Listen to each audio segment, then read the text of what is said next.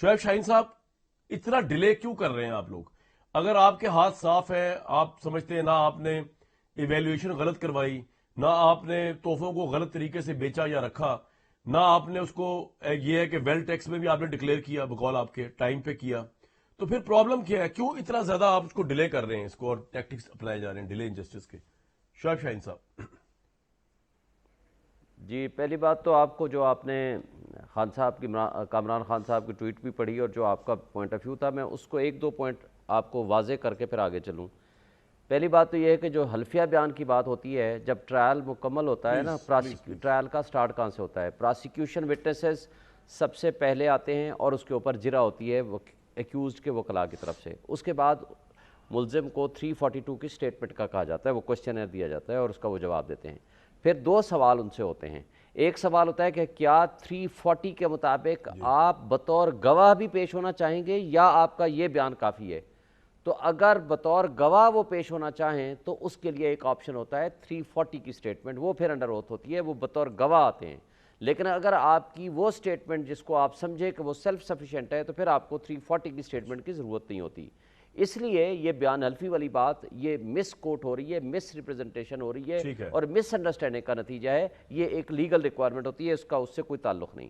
دوسری بات پھر اس سے پوچھا جاتا ہے، جی میں اس کو کلیریفیکیشن کی طرف آ رہا ہوں۔ دوسری مجھے کرنے دینا بات، آپ کو ایک بات سے فور کر دوں۔ دوسرا سوال ان سے پوچھا جاتا ہے کیا اپنے آپ گواہ ڈیفنس میں پیش کرنا چاہتے ہیں؟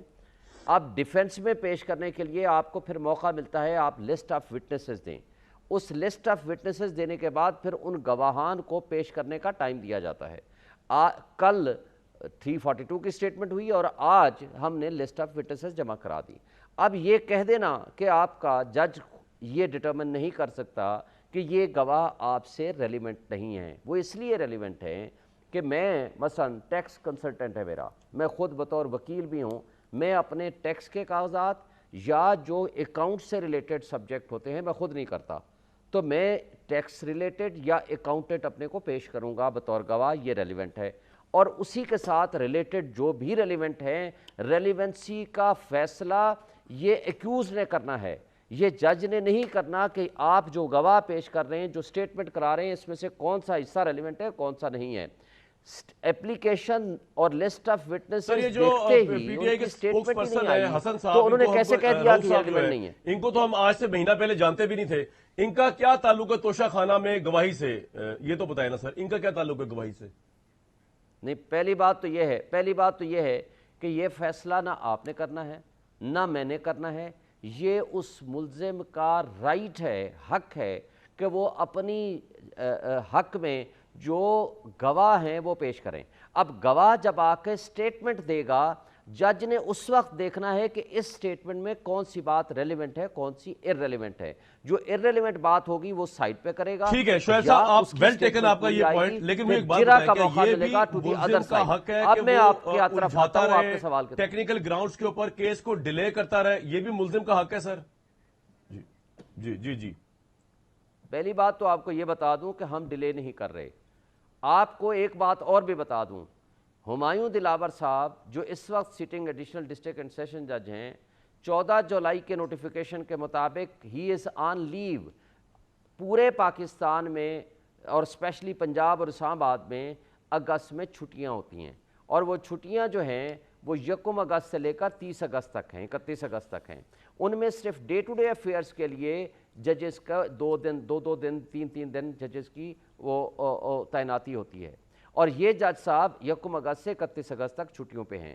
چونکہ ٹرائل 30 تاریخ تک ان کے بقول مکمل نہیں ہو سکا تو 3 دن پہلا نیا نوٹیفیکیشن آیا کہ 5 دن کے لیے فردر آپ کی ڈیوٹی لگا دی گئی تاکہ اس کیس کو پروسیس کو مکمل کریں۔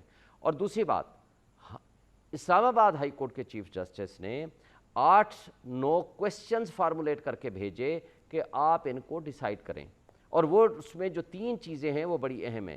کیا یہ کیس مینٹینیبل ہے، یعنی جورسڈکشن آف دی کورٹ ہے، نمبر 1، اور سپریم کورٹ میں بھی اس میں فیصلہ دے چکی ہے کہ جب جورسڈکشن کا کوسچن آ جائے سب سے پہلا فیصلہ اس پہ ہوتا ہے کہ یہ اختیار سماعت ہے یا نہیں تو ہے. سر یہ تو اب ہو نہیں گیا طے کہ یہ مینٹینیبل ہے لمیٹیشن ایک کیس سیشن کورٹ کے اندر کہ ابھی یہ بھی طے نہیں ہوا آپ میں کے آپ خیال کو میں؟ بتا رہا ہوں, آپ میری بات پہلے اس پوائنٹ کو ذرا clear کر دیں. سن لیں تو آپ کو میں بتا دوں گا نا, 1 منٹ صرف بات کر لوں.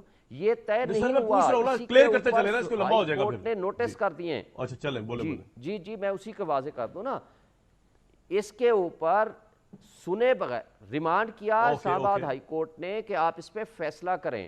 ریمانڈ کرنے کے بعد انہوں نے کیا کیا, اس پہ اختیار سماعت پہ سنے بغیر 3 دن کے اندر فیصلہ کر کے کہہ دیا کہ جی ہاں سب کچھ ٹھیک ہے, جو کچھ میں کہہ رہا ہوں وہ درست ہے. جو ہم کہہ رہے ہیں اس کو ایک کوسچنز بھی انہوں نے ڈیسائیڈ نہیں کیا. اس پہ ہم جب ریویژن پٹیشن لے کر گئے اسلام آباد ہائی کورٹ نے اس پہ نوٹسز کر دیے ہیں, اور ان نوٹسز کے بعد ان کے خلاف ٹرانسفر اپلیکیشن, یہ بھی ایڈمیٹڈ فیکٹ ہے کہ اپنے فیس بک اکاؤنٹ سے عمران خان صاحب کے خلاف نازیبا تصاویر اور پوسٹیں لگائیں 2014 سے آنورڈ. اور اس کے اوپر جب ہم ٹرانسفر اپلیکیشن لے کر گئے کہ جی ہمیں ایک منصف جج کے پاس بھیج دیں, تو وہ بھی اسلام آباد ہائی کورٹ کے چیف جسٹس صاحب نے نوٹسز جاری کر دیے ہیں. سیٹلڈ لا ہے کہ جب کسی کے خلاف ٹرانسفر اپلیکیشن آ جائے یا ہائر فورم میں ایک میٹر سب جوڈس ہو, تو نیچے وہ ڈے ٹو ڈے ہیئرنگ تو دور کی بات ہے, وہ پروسیڈنگ نہیں کر سکتے.